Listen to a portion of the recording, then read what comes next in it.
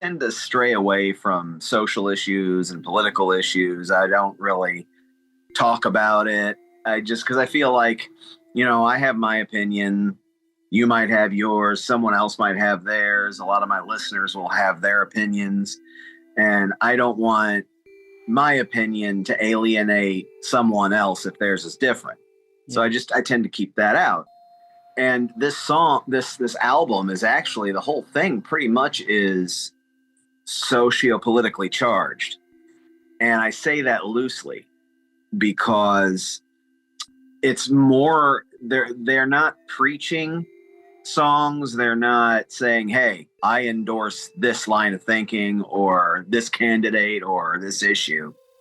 They are merely, I would say, in short, observations on life in the 2020s.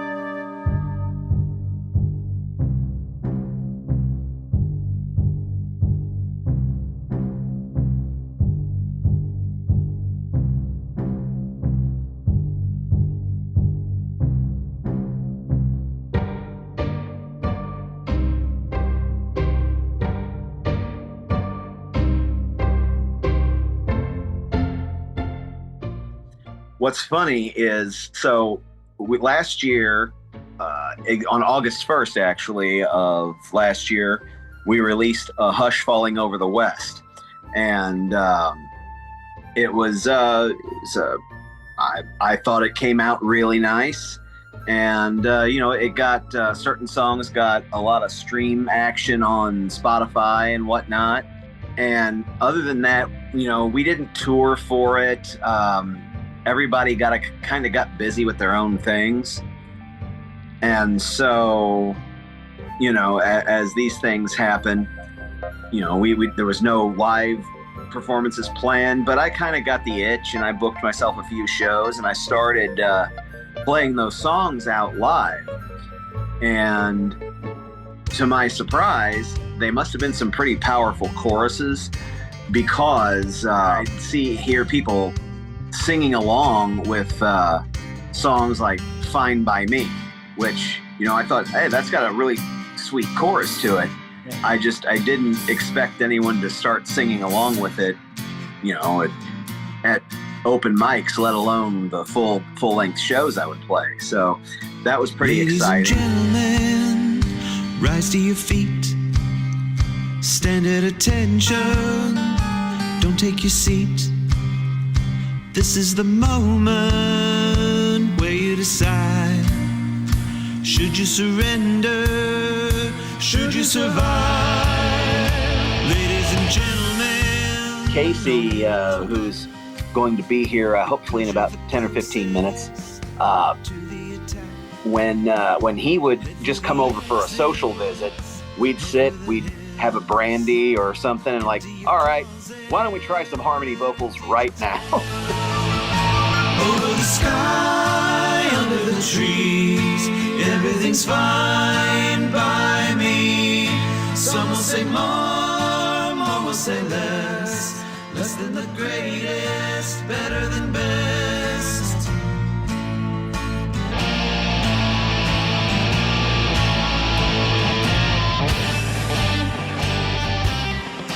As far as, Fine by Me, that was written the day before I started recording it. We finished it up. I had the chord progression, and I had a melody for the chorus, the da na na na na na na, but I had no words for it. And that's when Casey comes in, and this is how he and I write back and forth a lot. Is we'll just sit down. One of us will have a progression. Somebody else will find the melody. And then we'll both start filling in the blanks of the melody with the right words, and they always just seem to hit. And I can credit him with the lyrics, over the sky, under the tree, everything's fine by me. Over the sky, under the tree, everything's fine by me. Some will say more, more will say less. Less than the greatest, better than best.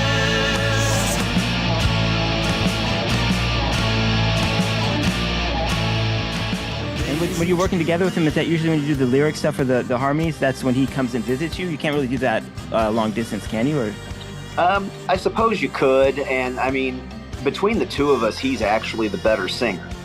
But his strong suit really is vocal arrangement and harmony. So on any given project, if there's more than if there's a whole album, he may sing one song, but he's all over it, coming and going on different songs. There's a song that we did on "You Are the Moon" where it's just ukulele, orchestral arrangement, and then our voices harmonizing practically all the way through it, and it's just hands down that to me, that's the crown jewel of that album.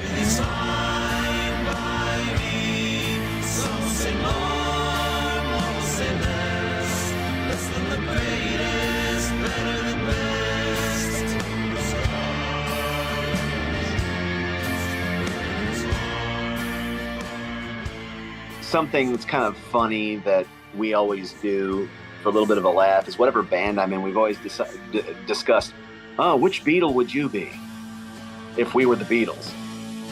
Well, Casey would be Stu Sutcliffe to my John, because Stu Sutcliffe didn't want to be in the Beatles, he didn't want to be in a band, but John always just said, well, you're going to be in the band. Less than the greatest, better than best. And I kind of do that to him. I have here Casey Wahlberg, who... Hey, Casey. Hey, Mike. How you doing? Nice to meet you.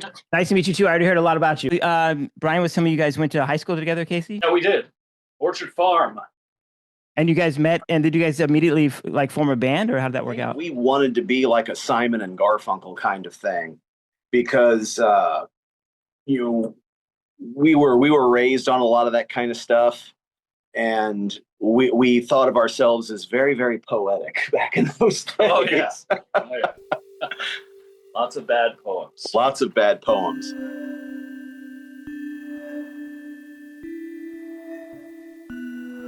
Do you feel like politically, do you feel like you're from Texas, correct?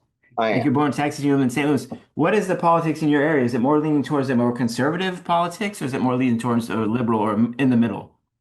Well, I don't live in St. Louis proper, and like any big city, the closer you get to the city, the more liberal the politics get. Yeah. Where I live in a more conservative area, and Missouri, if you were keeping track from over there in November, Missouri went red. Yeah. Like most of the country did.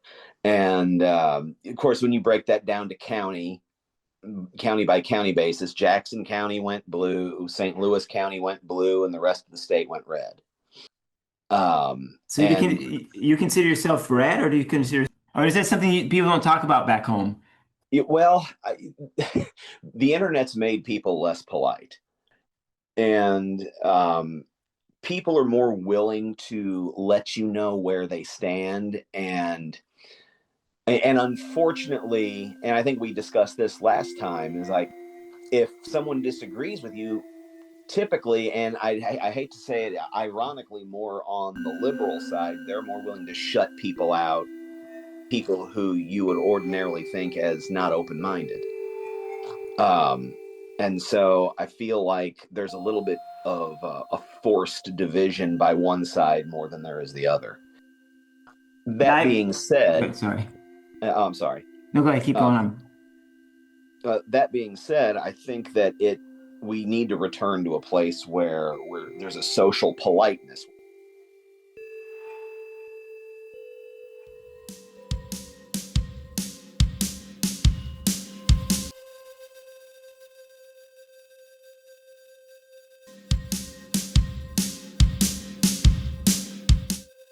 I was having a lunch break, and I just had this beat in my head, this boom, pow, boom, pow, boom, boom, pow. I'm like, you know what? I like that. I want to get that down before I forget it. And so I'm sitting there eating my sandwich. I whip out GarageBand. I program a drum loop, and then no, wait, I got something else for this. And then I started coming up with this dissonant chord progression. And it's like from there, the words just kind of spewed out. You've grown softer. You should have been wiser. Never taken off her. Never take it off her. A group of people or a single person, if a guy is writing and it's usually written to a girl, to women, this song is for the guys. It's a lot of the hazards of being a guy in 2025 or 2024, I should say, when the song was released. There's a lot of behaviors that I think kind of lend to men not basically being able to hold up their end of the social bargain now. And so the term "you've grown softer," "you should have been wiser." You've grown softer. You should have been wiser. In that case, you've got, men who have kind of softened to the easy times that we live in, making stupid choices that kind of ruin their lives even further. There's a lot of even perceived hazards like, you can't talk to a woman at all. And that's kind of sunk in there, that there's a lot of phobia in those lyrics. There's a lot of exaggerated viewpoints there. And it's a barrage of thoughts and instances that a man might be greeted with on a day-to-day basis. So is it like this idea of masculinity and what it means to be a man right now in our society? Yeah, and of them and the role they should play, and sort of, well, it's not a role they should play. These are observations on what I'm seeing, descriptive, not prescriptive. You've got all these other expectations, societal expectations that we didn't have before. There's a lot of toxic masculinity nonsense. Yeah, I kind of ran across a story that I didn't realize. I've always been a fan of Johnny Appleseed. I don't know exactly, but he went up to the mountains and the pioneers, and their idea of masculinity was a certain way because they're like these rough pioneers, and he reshaped that into them being more caring and more open to the world that they live in a little bit. When you're talking about Johnny Appleseed, I was thinking of agriculture and how agriculture is the nurturing of the land. Exactly. Nurturing doesn't have to be just a solely feminine characteristic. It's, so men are involved in agriculture. There's another author, Wendell Berry, that talks a lot about that. He talks about agriculture and gender roles and pretty interesting stuff. But that makes sense that Johnny Appleseed would come up because he was involved in agriculture too, right? With all the apple seed. And the singing thing ties into because they painted a picture of him, this guy, crazy guy up in the mountains that was just like singing and planting apple seeds, Right. Yeah. And forests deep and wide. There walked a man with apple seeds and a satchel by his side. Planted trees where none had grown, by river, hill, and plain, and left behind the sweet blossoms fair, the old John Chapman's game.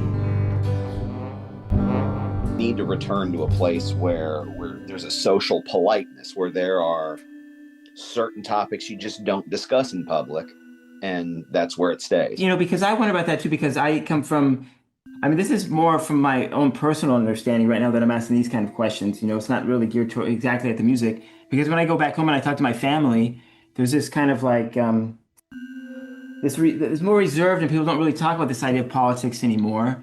And I was wondering how entrenched that is in, just in your part of America and stuff, and what people are going through, because I don't have an attachment to that. Yeah, it's and I think if you're with someone who's willing to discuss it from an outside in look, it can be an interesting topic.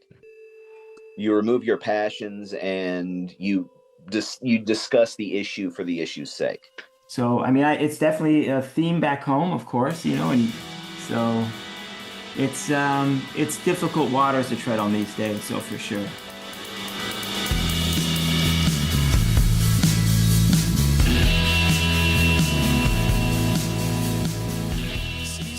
The next song is, I didn't really cash the Black Vans thing. What is the Black Vans thing about? Oh, wow. So yeah, that is, I believe that tends to lean itself more toward the conspiracy theory. Well, I don't think this is so much a conspiracy theory as it is the narrator's view of it as a conspiracy it's obvious cash is becoming a thing of the past. Yeah. It's becoming a thing of the past, but the thing that's replacing it is about as worthless as cash. It's basically numbers in a database, and they go up and they never stop going down. I would say, I'm speaking for Nick on this, and I'm probably oversimplifying it, but Nick wrote the lyrics for that one, and it's basically about us heading toward a cashless society.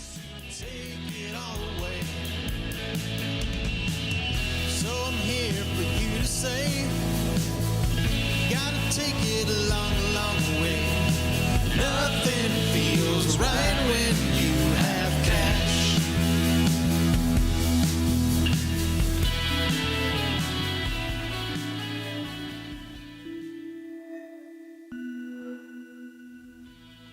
I thought you guys already got nominated for the album of the year, but you didn't get it or something. But you might get the album of the year still. You still have to go. We still might, yes. That's exciting. That's really cool. When does that happen again? November 2nd. November 2nd. That's something to look forward to. Yeah. I'd really like to be there, you know, and again, my first thought as I heard this was kind of a bigger deal than I knew, is like, oh, well, there's no way we're going to win. I mean, for one thing, we're not metal and we're not hard rock. I don't even think we're alternative rock. I think we're folk with electric guitars. Yeah. I'm a fan of you guys. I'm not just saying that because you guys are in front of me, but I really love your music. You guys, thank you. Really good stuff. And I cross my fingers for the album of the year. That'll be cool. And that thing settled down at home somehow. You know, if enough people can hear this, I'd kind of like it to be viewed as, oh, well, this is Brian and his friends being political. I don't want it to be seen that way. I want it to be seen as, I've given you a collection of songs that tell you about what I saw today. And I'm going to tell you in the best words I know how. And that's all I got for you. I'm not telling you that what's happening is right or wrong. I'm just telling you what's happening. Yeah. And that's a good place to, start from. So, Casey, it was nice meeting you. This is the first time I've talked to two people. So I'm like, I don't know, the eye contact thing on the video screen is weird. Yeah, right. Practicing. With your head's chopped off now. Oh, is it chopped off? Yeah, that's why I was down here. Oh, sorry. So I'll look forward to hearing your, if you guys won or not, and then yeah, we'll let you know. Look forward to more songs. And I'll get this, I'll put this together and I'll send it to you, of course, and you can take a look at it and just in case anything makes you uncomfortable. All right. All of Casey's part. Casey watches this like this weird cuts he's out of everything. Yeah, sorry I was late. And really on the important. road for a while there. We were talking about Johnny Appleseed. Why is that not in there? All right, you guys have a good rest of the day. And Brian, thanks for doing this. And Casey, I appreciate it. I really appreciate it. Well, hey, thanks for having us. Take it easy. All right, take care. All right, take care. Bye.